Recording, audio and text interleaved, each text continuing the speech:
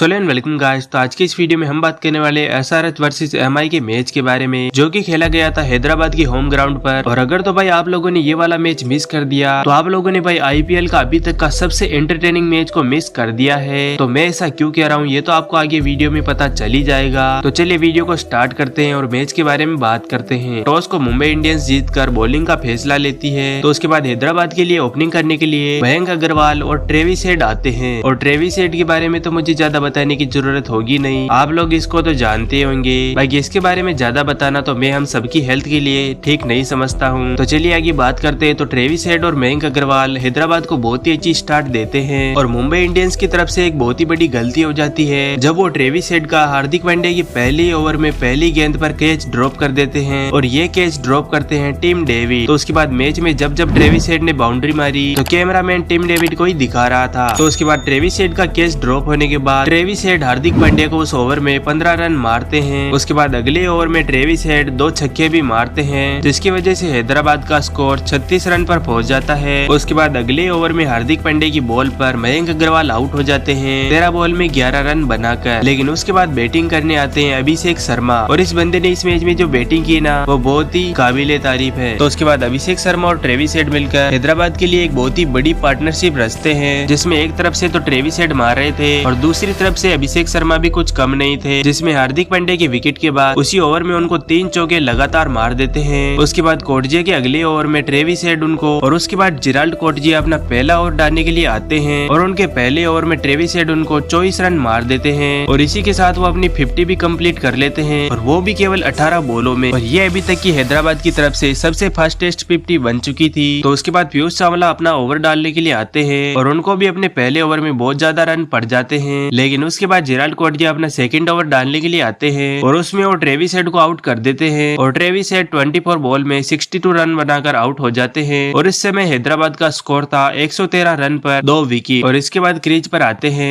Aiden Markram और इसके बाद अभिषेक शर्मा भी अपनी 50 कंप्लीट कर लेते हैं मफाका के ओवर में 1 चौका और 2 छक्के मारकर। और अभी तक तो हैदराबाद की इनिंग के 10 ओवर भी कंप्लीट नहीं हुए थे। लेकिन इसके बाद पीयूष चावला के ओवर में अभिषेक शर्मा भी आउट हो जाते हैं 23 बॉल में 63 रन बनाकर। देन इसके बाद क्रीज पर आते हैं हेनरिक क्लासेन और उनके और एडन मार्करम के बीच में बहुत लंबी पार्टनरशिप चलती है। देन इसके बाद हेनरिक क्लासेन भी अपनी 50 कंप्लीट कर लेते हैं 18वें ओवर में जाकर। मुंबई इंडियंस की तरफ से लास्ट ओवर डालने के लिए आए थे शम्स मुलानी और आप लोगों को तो पता होगा कि हेनरिक क्लासेन स्पिनर्स को कितना अच्छा खेलते हैं। तो शम्स मुलानी के उस ओवर में हेनरिक क्लासेन 1 चौका और 2 छक्के मारकर हैदराबाद का स्कोर 277 रन पर पहुंचा देते हैं। और हैदराबाद के स्कोर को देखकर कावे मरन जो की हैदराबाद की ओनर है वो बहुत ही ज्यादा खुश हो जाती है। तो उसके बाद हैदराबाद मुंबई इंडियंस को 278 रन का टारगेट देती है। तो गाइज आप लोग यहाँ पर वीडियो को पॉज करके बताओ कि आप लोगों को क्या लग रहा है कि यहाँ पर मुंबई इंडियंस इस टारगेट को चेस कर पाएगी या नहीं, आप कमेंट करके जरूर से बताना। तो उसके बाद मुंबई इंडियंस की तरफ से रोहित शर्मा और ईशान किशन ओपन करने के लिए आते हैं और रोहित शर्मा भुवनेश्वर कुमार की पहले ओवर में एक बहुत ही शानदार छक्का मार देते हैं। देन उसके बाद रोहित शर्मा और ईशान किशन बहुत ही अच्छी बैटिंग करते हैं और उसके बाद ईशान किशन भुवनेश्वर कुमार के सेकंड ओवर में 1 चौका और 2 छक्के लगातार मारते हैं, जिसकी वजह से 3 ओवर के बाद ही मुंबई इंडियंस का स्कोर 50 रन तक पहुंच जाते हैं। लेकिन उसके बाद अगले ओवर में ईशान किशन शाहबाज अहमद को एक छक्का मारकर आउट हो जाते हैं। तो उसके बाद शाहबाज अहमद की उसी ओवर में रोहित शर्मा का एक कैच ड्रॉप हो जाता है। देन उसके बाद बॉलिंग पर आते हैं पैट कमिंस। तो उसके बाद पहले तो रोहित शर्मा पैट कमिंस को एक छक्का मारते हैं, लेकिन उसके बाद उसी ओवर में पैट कमिंस रोहित शर्मा को आउट कर देते हैं और इस समय मुंबई इंडियंस का स्कोर था 66 रन पर 2 विकेट। देन इसके बाद तिलक वर्मा बैटिंग करने के लिए आते हैं और तिलक वर्मा और नमनदीर मिलकर बहुत ही अच्छी बैटिंग करते हैं और इन दोनों के बीच में एक बहुत ही लंबी पार्टनरशिप बनती है। देन इसके बाद तिलक वर्मा भी अपनी 50 कंप्लीट कर लेते हैं, वो भी सिर्फ 25 बॉल में। और इसके बाद उनका रिएक्शन क्या था आप खुद देख सकते हो। तो उसके बाद जयदेव उनादकट के ओवर में नमनदीर आउट हो जाते हैं और इस समय मुंबई इंडियंस ने 150 रन बना लिए थे 3 विकेट खोकर। देन इसके बाद हार्दिक पांड्या बैटिंग के लिए आते हैं, लेकिन हार्दिक पांड्या बहुत ही स्लो बैटिंग करते हैं। देन इसके बाद तिलक वर्मा भी पैट कमिंस के ओवर में आउट हो जाते हैं 34 बॉल में 64 रन बनाकर। और इस समय मुंबई इंडियंस का स्कोर था 182 रन पर 4 विकेट। देन इसके बाद टिम डेविड बैटिंग करने के लिए आते हैं और वह स्टार्टिंग में तो कुछ छक्के भी लगाते हैं। देन इसके बाद हमें मयंक अग्रवाल की तरफ से बाउंड्री रो पर एक बहुत ही अच्छा सेव देखने को भी मिलता है। तो उसके बाद 18वें ओवर में मुंबई इंडियंस को चाहिए थे 13 बॉल में 54 रन और इस समय बैटिंग कर रहे थे टिम डेविड और हार्दिक पांड्या। तो उसके बाद हार्दिक पांड्या 19वें ओवर में जयदेव उनादकट की बॉल पर आउट हो जाते हैं और हार्दिक पांड्या की विकेट के बाद मुंबई इंडियंस की सारी ऑफ खत्म हो जाती है और मुंबई इंडियंस को आखिरी 3 बॉल पर चाहिए थे 40 रन। तो उसके बाद लास्ट ओवर में कुछ छक्के चौके भी लगते हैं, लेकिन इसके बावजूद भी सनराइजर्स हैदराबाद मुंबई इंडियंस को 31 रन से हरा देती है। लेकिन भाई यहाँ पर मुंबई इंडियंस की तारीफ भी करनी होगी, क्योंकि यहाँ पर उन्होंने 278 रन खाए तो जरूर थे, लेकिन उन्होंने बदले में 246 रन बना भी दिए थे। तो इसको देखकर हम क्लियरली कह सकते हैं कि यहाँ पर मुंबई इंडियंस की बैटिंग बहुत ही ज्यादा मजबूत है, जिसकी वजह से वो अपने आने वाले मैचेस में बहुत ही अच्छा करते दिखाई देंगे।